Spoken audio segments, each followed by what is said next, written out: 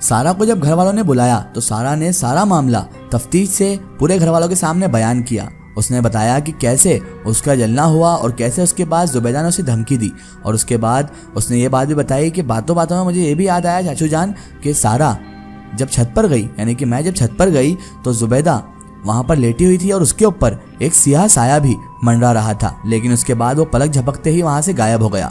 जब सारा ने पूरा मामला घर वालों के सामने तफ्तीश से बयान किया तो जुबैदा की अम्मी अपना सर पकड़कर बैठ गईं और अचानक वो बोली, या अल्लाह मेरी बच्ची की हिफाजत करना, वो तो नादान थी लेकिन ऐ परवरदिगार तू तो बचाने वाला है, तू तो सारे जहां का मालिक है, मेरी बच्ची की हिफाजत करना। और वो जोर जोर से रोने लगी। तभी रुबीना फुप्पो बोली, हिम्मत रखिए भाभी, आप फिक्र ना कीजिए, मुझे इस चीज का एक हल समझ में आता है।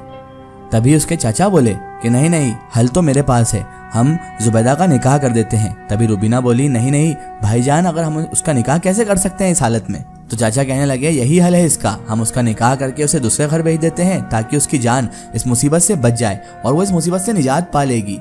चाचा की बात सुनकर ताया और अब्बू ने भी उनकी हाँ में हाँ मिला दी। तभी जुबैदा की अम्मी उसके चाचा से कहने लगी, मगर भाई साहब इतनी जल्दी हम निकाह कैसे करें, अभी तो मास को गए को चंद ही दिन गुजरे हैं। और वो फिर फूट फूट कर रोने लगी। तभी जुबैदा के अब्बू कहने लगे, बेगम साहिबा रोने से कुछ नहीं होगा, अभी हमारा सिर्फ बेटा गया है, लेकिन अगर हमने हमारी बेटी को ना बचाया तो हमारे घर के अफराद को भी खतरा है और हमारी बेटी की जान भी खतरे में ही है। मास तो हमारे पास से चला ही गया, क्या अब आप जुबैदा को भी खोना चाहती हैं, बताइए बेगम साहिबा। तो जुबैदा की अम्मी कहने लगी, जनाब मैं ऐसा नहीं चाहती, अल्लाह ना करे मैं ऐसा क्यों चाहूंगी, लेकिन आप ये बताइए कि मास की मौत को अभी चंद ही दिन गुजरे हैं और हम शादी करेंगे तो लोग क्या कहेंगे। उन्होंने अपना खदशा जाहिर किया तो चचा जान बोले, हमें लोगों की नहीं बल्कि अपनी बच्ची की फिक्र करना है भाभी जान, हमें अपनी बच्ची को बचाना है। लोग अगर वो चले जाएगी तो लोगों का कुछ नहीं जाएगा और लोग तो सिर्फ बातें करते हैं, काम तो हमें ही करना होगा। तभी दादी जान बोली, ये सब तो ठीक है, लेकिन सबसे अहम बात तो तुम भूल ही गए कि आखिर हम जुबैदा का निकाह करेंगे किससे और जुबैदा से अभी शादी कौन कर लेगा और लड़का इतनी जल्दी कहाँ से लाएंगे। और उसके बाद पूरे कमरे में सन्नाटा छा गया और सब के सब अफराद एक दूसरे की शक्लें देखने लगे। तभी सन्नाटे को चीरती हुई एक आवाज निकली कि मैं करूंगा जुबैदा से निकाह। जामिन ने अंदर आते हुए कहा था तो लम्हा भर के लिए सब के सब लोग वहीं पर खामोश हो गए। तभी जुबैदा के अब्बू ने खामोशी को तोड़ा और जामिन से कहने लगे, जामिन बेटा, ये कोई आम बात नहीं चल रही है और ये कोई जोशो खराश की बात नहीं है और ये सारी उम्र का फैसला है बेटा, और ये तुम्हारी अपनी जिंदगी है। तभी रुबीना फुप्पो बोली, भाईजान ये सही तो कह रहा है, अगर मास का यह हादसा ना हुआ था तो मैं 2-4 दिन बाद जुबैदा का हाथ जामिन के लिए मांगने आने ही वाली थी। ये सुनकर जुबैदा की अम्मी रोते हुए उनके गले से लिपट गई और कहने लगी, मैं किस मुंह से आपका शुक्र अदा करूं बहन। तो रुबीना फुप्पो कहने लगी, भाभी कर दी ना आपने मेरी खुशी फीकी, क्या मेरे शुक्रिया अदा करोगे जबकि मुझे इतनी अच्छी बहू मिल रही है। और क्या भला अपनों को शुक्रिया कहा जाता है भाभी, बल्कि अपनों पर तो हक जमाया जाता है भाभी।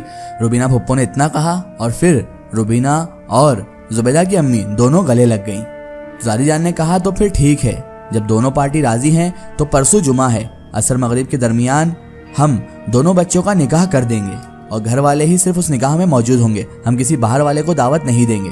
दादी जान का इतना कहते ही सब ने फौरन उस फैसले को मान लिया और सब उस चीज पर एग्री हो गए। तभी जुबैदा की अम्मी ने कहा, बस अल्लाह ताला जल्द से जल्द इस आफत इस मुसीबत से मेरी बच्ची की जान बचा ले और मेरी बच्ची को इस आफत मुसीबत से महफूज रखे। तो सब ने जल्दी से इंशाअल्लाह कहा और आमीन कहा। जुमे का दिन भी आ गया। सुबह से ही सबकी मसरूफियत का आगाज हो चुका था। आज जुबैदा और जामिन का निगाह था और दोपहर तक चाचा, अब्बू और ताया जी की फैमिली भी आ ही गई। जब शाम होने लगी तो जुबैदा के अब्बू बोले, अरे रुबीना को कॉल करो जल्दी से, जल्दी निकले वो घर से, शाम में हमारे यहाँ ट्रैफिक बहुत ज्यादा हो जाता है। और उनके कहने पर सारा ने रुबीना फुप्पो को कॉल किया। जैसे ही कॉल रुबीना फुप्पो ने उठाई तो उन्होंने हंसते हुए कहा, अरे बेटा हम निकल गए हैं घर से, भाई साहब तो बेफिजुल में परवाह करते हैं, हम पहुंच जाएंगे पौन घंटे में वहीं पर, तुम फिक्र मत करो।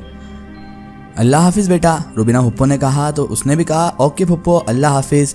और सारा ने फोन रखते हुए कहा, अब्बू फुप्पो कुछ ही देर में यहाँ पर पहुँचने वाली है, आप फिक्र मत कीजिए। अब्बू ने यह सुनकर एक चैन की सांस ली और वो फिर मसरूफियत में लग गए। उसके बाद उन्होंने घड़ी की तरफ देखा, घड़ी उस वक्त 5 बजा रही थी। जुबैदा के घर वाले अंजाम से बेखबर अपनी नादानी में सब इंतजाम सब काम करे जा रहे थे। उन्हें अंजाम का बिल्कुल भी पता नहीं था कि उनकी ये गलती उन्हें कितनी भारी पड़ सकती है और वो अपने फैसले पर मुतमईन थे कि उनका सोचा हुआ हल इसको खत्म कर देगा, इस मुसीबत को टाल देगा। घड़ी की सुइयां हरकत करते हुए आगे बढ़ती जा रही थी। पहले 5:15 हुआ, फिर 5:30 हुआ, फिर 5:45 हो गया और फिर 6:15 बज गए, मगर अभी तक रुबीना फुप्पो और जामिन यहाँ पर नहीं पहुंचे थे। अरे भाई, गैर जिम्मेदारी की भी कोई हद होती है। अगर इंसान को देर हो जाए तो कम से कम वो इत्तला तो दे दे कि मुझे देर हो गई है, या एक कॉल कर दे कि मुझे आने में देर हो जाएगी।